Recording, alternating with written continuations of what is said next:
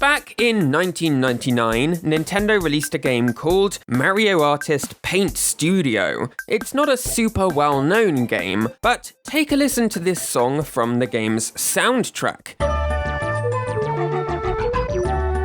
You might be surprised to know that this song was plagiarised completely from an old movie.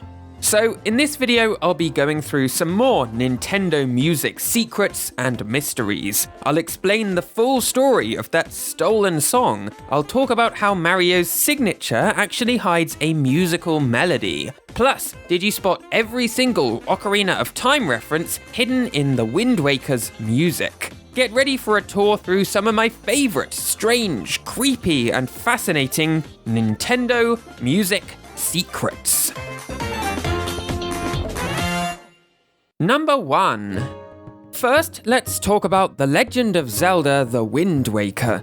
Wind Waker came out in 2002, just 4 years after Ocarina of Time. According to Zelda producer Eiji Aonuma, you can think of Wind Waker as taking place over 100 years after Ocarina of Time. There are references to things from Ocarina located throughout the game. Aonuma was probably talking in a general sense, but specifically with Wind Waker's music, you can spot a huge number of references to Ocarina of Time's soundtrack. First is Outset Island, the theme of the first island you visit in Wind Waker. This theme bears a noticeable similarity to Ocarina of Time's Kokiri Forest.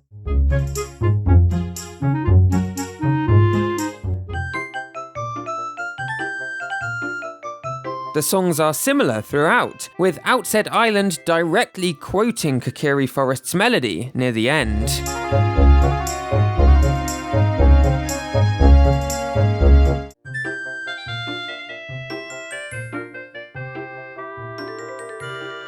Then we have Windfall Island, a fairly big market town. There's a woodwind instrument which plays a very similar melody to the iconic Kakariko Village theme, which actually originates from A Link to the Past, but is most associated with Ocarina of Time.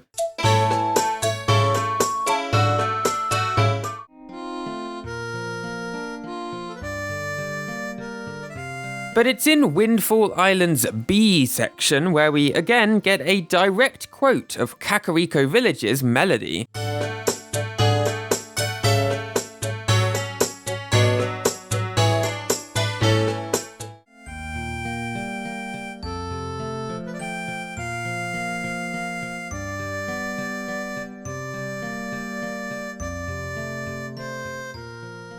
Next, we have Forest Haven, an island inhabited by the Koroks, who are said to have descended from the Kokiri people first seen in Ocarina of Time. Now, this theme is essentially a slowed-down remix or rearrangement of the Kokiri Forest theme again from Ocarina of Time.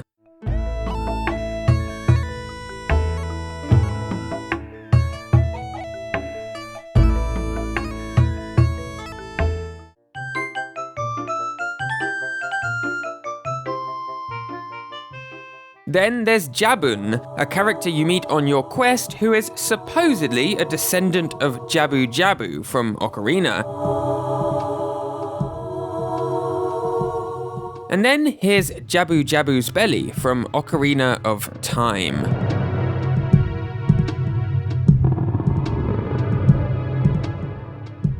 And finally, a more subtle one. The Ballad of Gales. This is a song you learn in Wind Waker, which lets you warp around the map.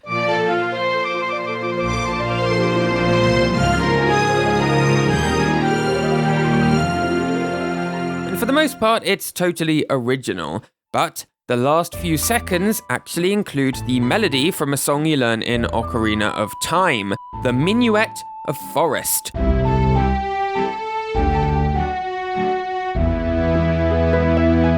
This one can be a little hard to hear, so focus on the lower melody.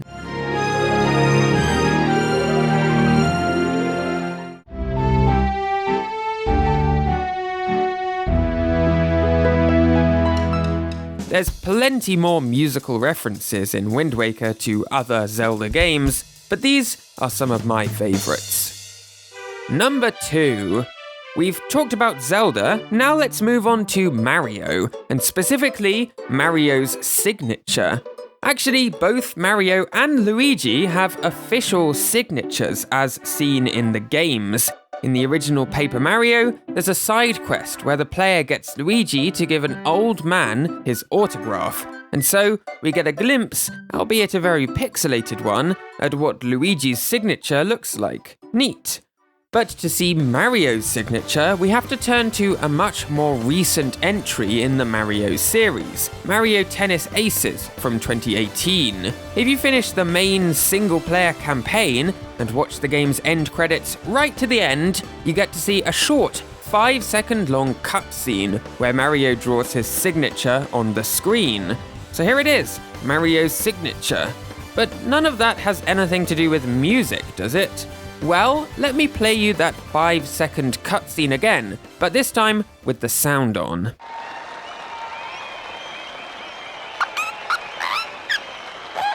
If you listen closely to the sound of the marker pen, it actually plays the first 7 notes of the classic Mario theme. Take another listen.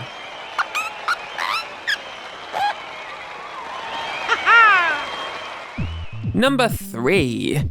Next, let's talk about a strange case of Nintendo plagiarism. I've talked in the past about similarities between Nintendo songs and pre-existing pieces of music. I've even theorized in some cases that Nintendo's composers may have consciously or subconsciously taken inspiration from those pieces of music. But this is totally different, a case of clear, simple plagiarism. So the game in question is a fairly obscure one for the Nintendo 64 disk system, which was exclusive to Japan. Mario artist Paint Studio. This 1999 game allowed players to draw art, create animations, and more. It's a sort of souped-up Mario Paint. And one of the songs that plays while you paint is called Cats. Take a listen.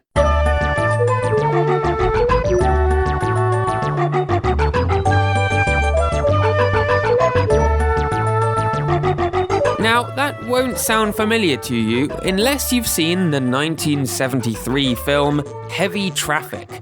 This is a bizarre hybrid, live-action and animated film, which one reviewer called shocking, outrageous, offensive. Having watched snippets of it while researching this video, yeah, this is not for me.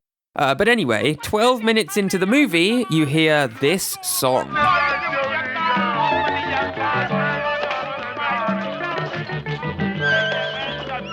So that song is called Cartoon Time on the official soundtrack, and it was written by composer Ed Bogus. But hang on, didn't that sound, identical to the Mario Artist song? Let me play you some comparisons.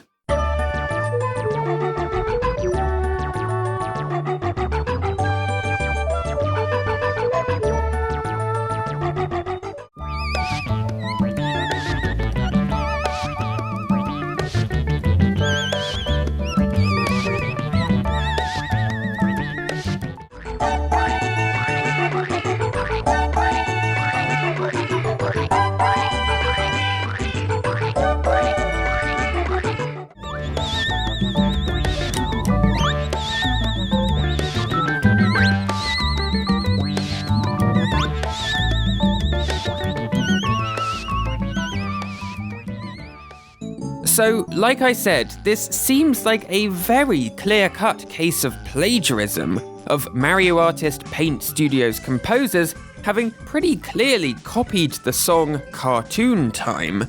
Who were those composers?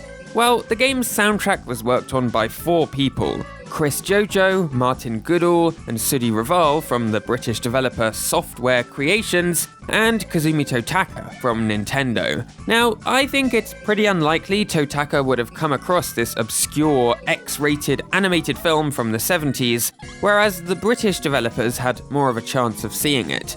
That being said, this game had a hugely complicated development history, with Nintendo asking the British development team to rework, change, and adapt the game they were making so many times that it's totally possible that this plagiarism was a complete accident. Say, one composer added the track as a placeholder, and then later when the game was reworked, it was unwittingly left in. I'm not here to throw around accusations, but however it ended up happening, this is a clear case of plagiarized music in a Nintendo game, and I think that's pretty interesting. Number 4. Now I want to talk about Zelda 2: The Adventure of Link. This game was largely designed and created by a completely different team of people from Zelda 1, and that includes the game's composer. While Zelda 1's music and sound effects were created by the legendary Koji Kondo, for Zelda 2, this role was taken on by a somewhat less well-known Nintendo musician, Akito Nakatsuka. Nakatsuka's soundtrack for Zelda 2 sounds distinctly like its own thing, pretty different from the previous game's musical style. And one standout sound plays when you die. Here's what happens when you die in the Japanese version of the game.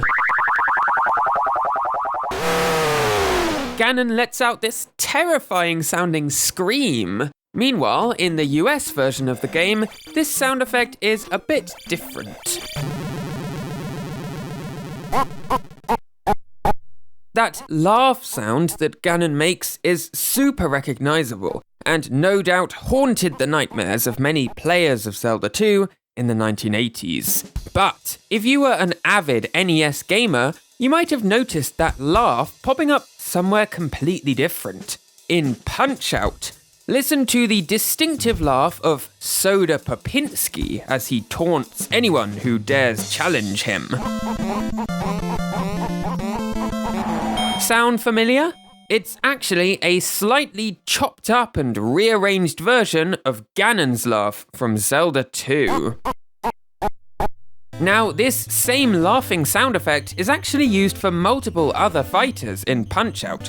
Bald Bull, Mr. Sandman, and Super Macho Man, all of them reuse Ganon's laugh from Zelda 2. This use of Ganon's laugh seems pretty strange at first, until you take a closer look at Punch-Out's credits.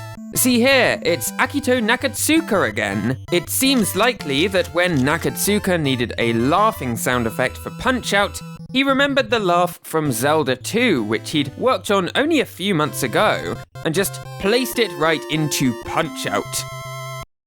Number 5.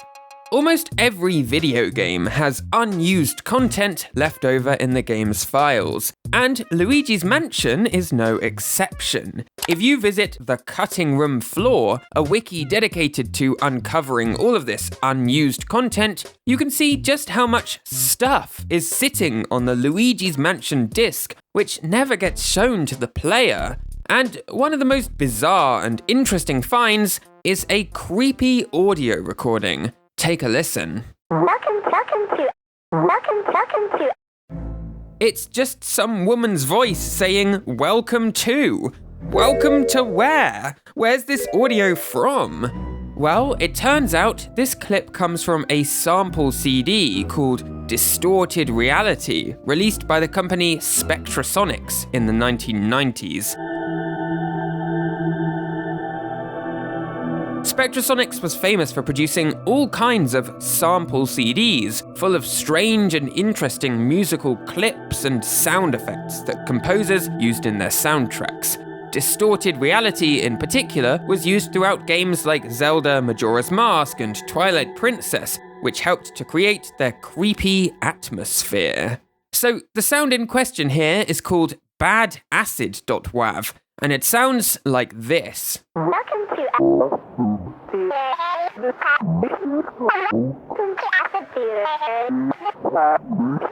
But actually, badacid.wav is itself an edited version of another sound effect from the disc called acidtheater.wav. Take a listen. Welcome to Acid Theater.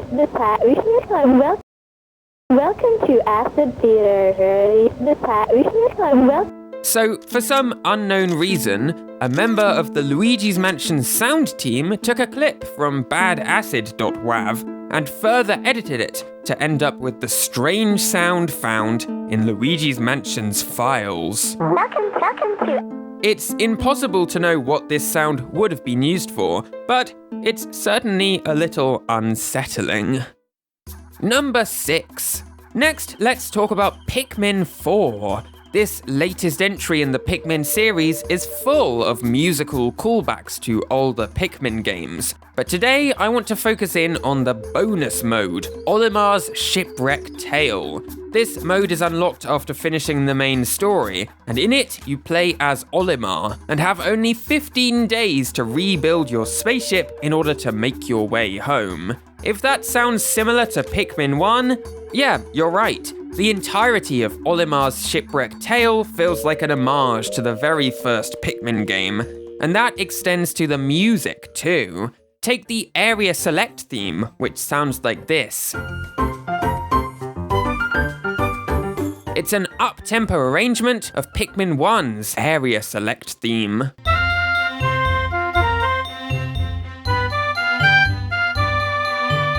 And once you enter an area, you'll notice this background music too calls back to Pikmin 1. The first area you visit is Sun-Speckled Terrace, whose music sounds like this. And that lines up closely with parts of the first area from Pikmin 1, the Impact Site.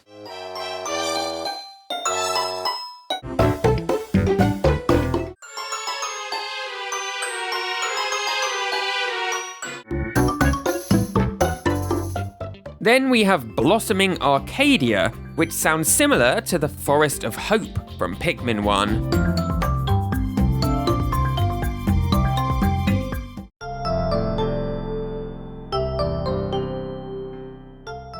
And finally, we have Serene Shores, which lines up with the Distant Spring from the first game. The similarity here is a little more subtle.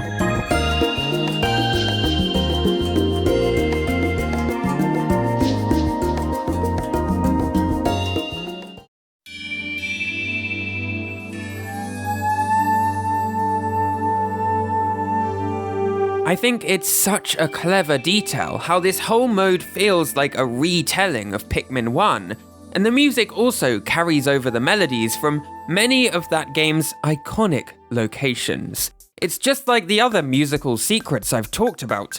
None of these would make or break the game, but they just add a little extra oomph to the experience. No one does video game music quite like Nintendo after all.